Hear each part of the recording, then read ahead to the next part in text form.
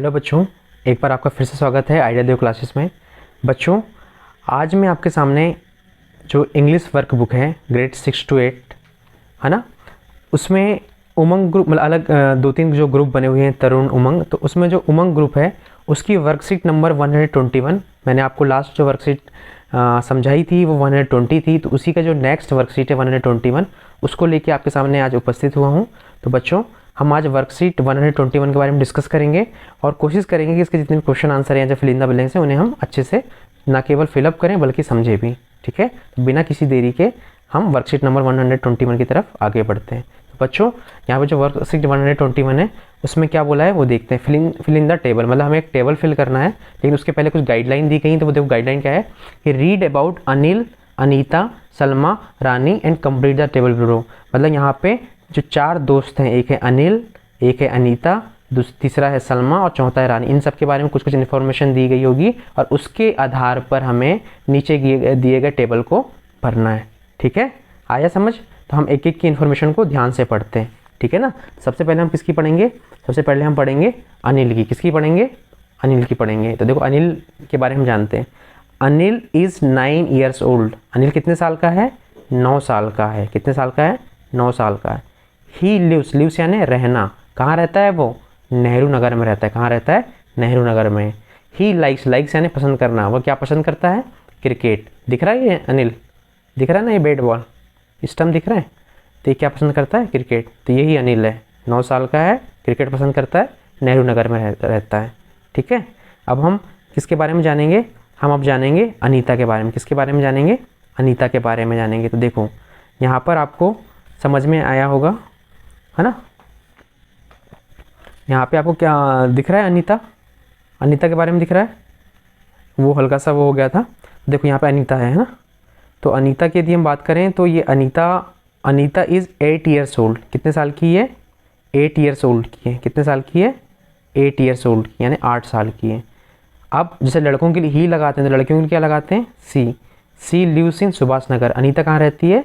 सुभाष नगर में रहती है। और तीसरा है सी लाइक्स बैडमिंटन। देखो ये अनीता की पिक्चर है, एक हाथ में बैडमिंटन है और ये देखो ये ऊपर सीढ़ियाँ उड़ रही है। खेलते होंगे ना बहुत सारे लोग बैडमिंटन। तो अनीता को क्या पसंद है? बैडमिंटन पसंद है। ठीक है, फिर हम बात करते हैं किसकी? सलमा की। किसकी बात करते हैं? सलमा की। Salma is 9 years old। Salma कितने साल की है? 9 साल की है। She lives on Patel road. वो कहाँ रहती है? पटेल रोड में। She likes reading. जैसे अनीता को बैडमिंटन पसंद था वैसे सलमा को क्या पसंद है? रीडिंग। देखो ये किताब लेके बैठी ना। तो आप में से कुछ दोस्तों को किताबें पढ़ना पसंद होगा ना। देखो ये पसंद है इसको। ठीक है, हम अगले की तरफ बढ़ते हैं, रानी की तरफ। किसी तरफ बढ़ते हैं? रानी। हम रानी की बात करते हैं तो रानी क्या है? रानी 8 साल की। रानी इज़ 8 years old, यानी 8 का मतलब 8, ईयर्स यानी उम्र, ओल्ड यानी मतलब ईयर्स, तो 8 को डिनोट करने के लिए ओल्ड उम्र हो गई। तो रानी कितने साल की हो गई? 8 साल की। She lives on Hoshangabad road. वो कहाँ रहती है? होशंगाबाद रोड में रहती है। She likes football. क्या पसंद करती है? फुटबॉल। देखो ये रानी फुटबॉल खेल रही है ना, ये देखो ये फुटबॉल खेल रही है। ठीक है, खेल रही है ना, है ना। अब हमने ये जो पढ़े हैं इसकी मदद से हमें क्या करना है? हमें ये टेबल को फिलअप करना है। ठीक है, अब देखो ये टेबल में 4 कॉलम बने हुए हैं, है ना। अब देखो 4 कॉलम में क्या क्या पूछ रहा है? यहाँ पे सीरियल नंबर दिया हुआ है, 1 2 3 4, 4 लोग थे, उनके नाम डालना है, उनकी एज कितनी थी ये बताना है, वो कहाँ रहते थे और वो क्या पसंद करते थे। आया समझ? ठीक है ना। तो हम एक एक करके देखते हैं। तो हमने सबसे पहले किसके बारे में पढ़ा था? हमने सबसे पहले पढ़ा था अनिल के बारे में। किसके बारे में पढ़ा था? अनिल। तो अनिल कितने साल का है? 9 साल का। कहाँ रहता है? नेहरू नगर में रहता है और उसे क्रिकेट पसंद है। दूसरा हमने पढ़ा था अनीता के बारे में। अनीता कितने साल की? 8 साल की। कहाँ रहती है? सुभाष नगर में रहती है और उसे क्या पसंद है? बैडमिंटन खेलना पसंद है। सलमा कितने साल की है? 9 साल की। कहाँ रहती है? पटेल रोड में रहती है और उसे क्या पसंद है? पढ़ना पसंद है। रानी कितने साल की है? 8 साल की है। कौन से रोड में रहती है? होशंगाबाद रोड में। उसे क्या पसंद है? फुटबॉल खेलना। ठीक है बच्चों, तो हमने ये सब किसकी मदद से भरा? ऊपर के चार्ट की तरफ से मदद से भरा। ठीक है ना, किया ना। तो आपको समझ में आ गया होगा। ठीक है, ये वर्कशीट नंबर 121 थी। ठीक, तो हम अब नेक्स्ट वर्कशीट की तरफ बढ़ते हैं, वर्कशीट नंबर 122। यदि आपको वर्कशीट नंबर 121 से कोई भी डाउट हो तो आप हमें अपने कमेंट सेक्शन में जाके जो आपको डाउट हो वो पिन कर देना, मैं आपके आंसर करने की कोशिश करूँगा, ठीक है ना। फिर भी मुझे लगता है कि आपको लगभग समझ में चीज़ें आ गई होंगी। हम बिना किसी देरी के वर्कशीट नंबर 122 की तरफ बढ़ते हैं।